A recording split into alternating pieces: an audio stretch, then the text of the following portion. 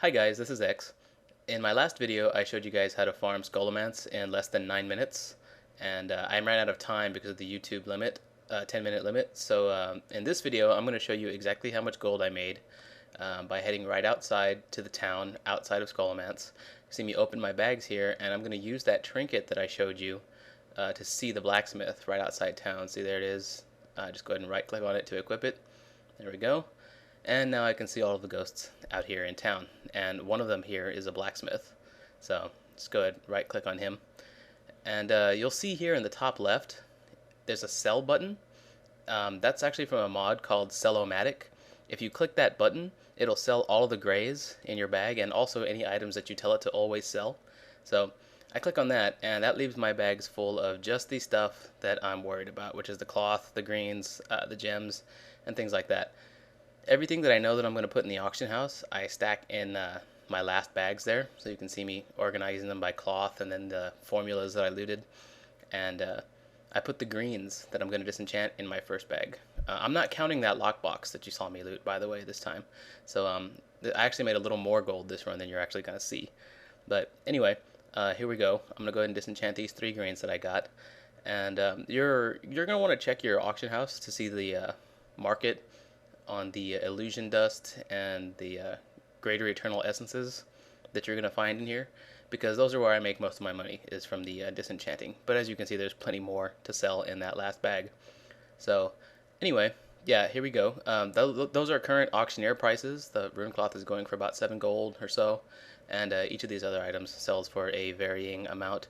So let's just go ahead and break it down so you can see exactly what I made. After repairing and selling all of the vendor trash, I wound up with 22 gold and 81 silver in my bag, in addition to the items that dropped, which were 78 rune cloth that collectively sold for 27 gold and 11 silver.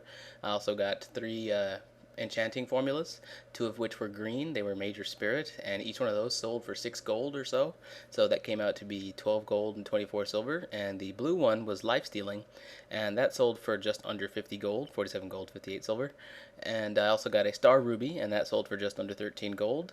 And the 3 greens that I disenchanted turned into 2 greater eternal essences, which sold for 35 total, and 2 illusion dusts, which sold for 7 gold and 78 silver total.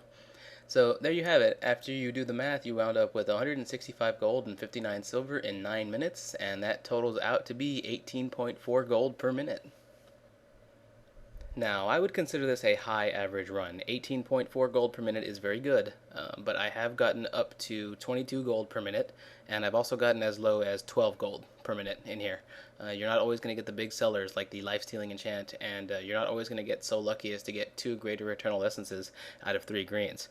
So you can expect to make an average of about 15 gold per minute. That's why I've titled the video 15 gold per minute, even though this was slightly above average.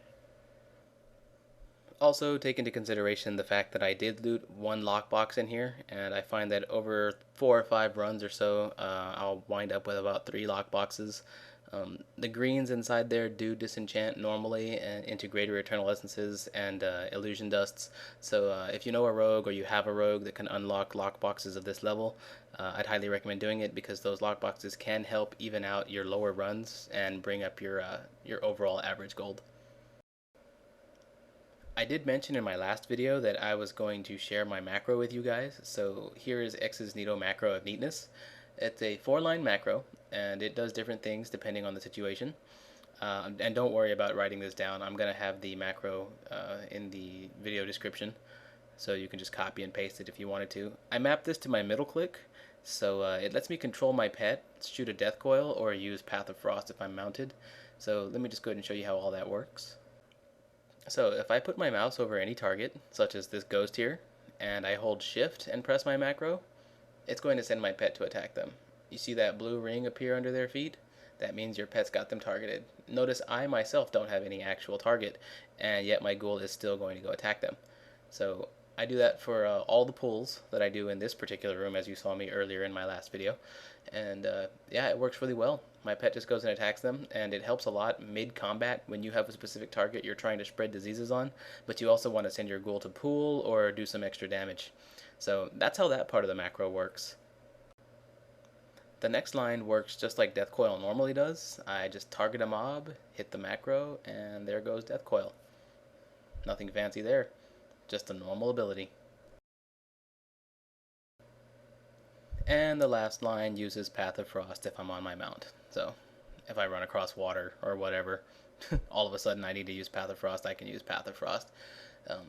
As you can see, I really like my middle mouse click button. I like it because it's a very useful and easily reached button on my right hand when my left hand is doing so much else on the keyboard. And finally, as a follow-up to my last video, I wanted to share with you guys that last pull in Scholomance in slow motion so that you can see how my ghoul control works. I've said it time and again, and I'll say it now, and I'll probably say it again in the future. I think ghoul control is crucial for any Death Knight who has chosen to take a controllable ghoul pet.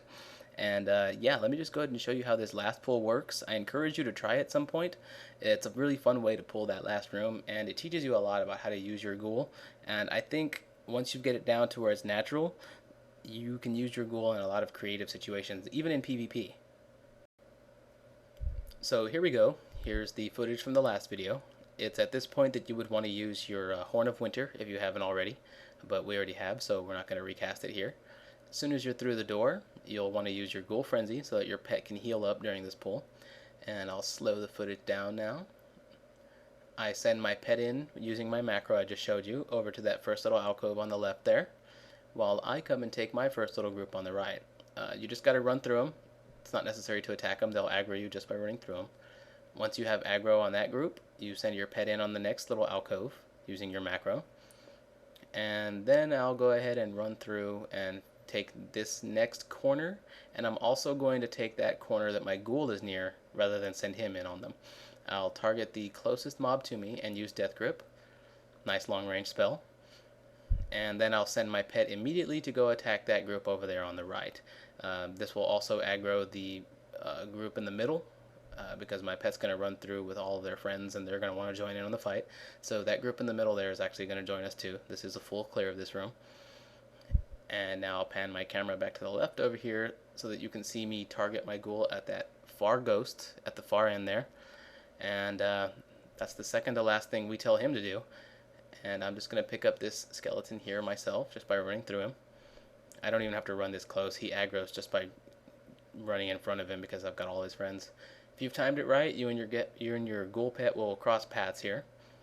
And then all you have to do is run into the next room and hit your pet's passive button, and that will bring him and all of his mobs over to you.